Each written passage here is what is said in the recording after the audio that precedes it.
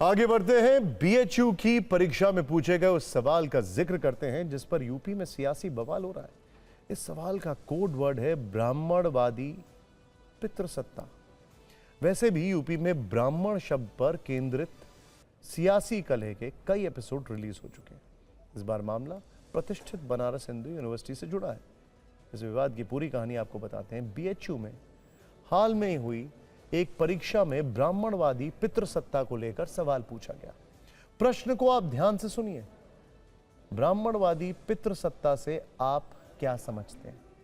ब्राह्मणवादी पितृसत्ता ने प्राचीन इतिहास में महिलाओं की प्रगति में किस तरह से बाधा डाली? बीएचयू एमए इतिहास के चौथे सेमेस्टर की परीक्षा में सवाल पूछा गया। सवाल का स्क्रीनशॉट सोशल मीडिया पर वायरल है। इस पर ब्राह्मण महासभा ने आपत्ति जताई है। आरोप लगाया कि यह सनातन परंपरा के खिलाफ पूर्वाग्रह दिखाता है। सवाल ब्राह्मण को लेकर था तो राजनीतिक विवाद होना ही था।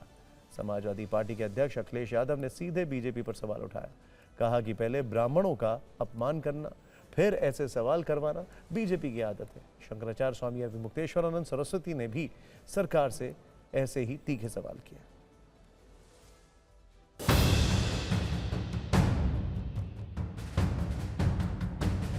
बीएचयू में कोई क्वेश्चन पेपर आ गया है और उसका सवाल भी बड़ा टेढ़ा मेढ़ा है।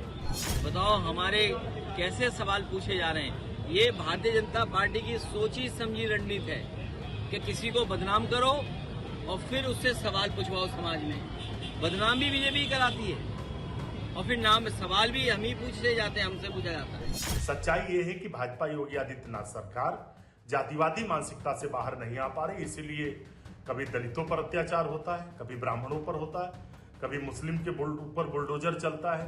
तो उत्तर प्रदेश की जनता समझ चुकी है कि ये का विकास नहीं कर सकते, रोजगार नहीं दे सकते। ऐसी जातिवादी मानसिकता की सरकार की विदाई 2027 में तय है। बीएचयू के प्रश्न पत्र में अगर इस तरह का सवाल जो जाति को लक्ष्य करके पूछा जा रहा है, इसका मतलब कि केंद्र सरकार भी अब जातिवादी जो बात है उसको लेकर के आगे आ रही है।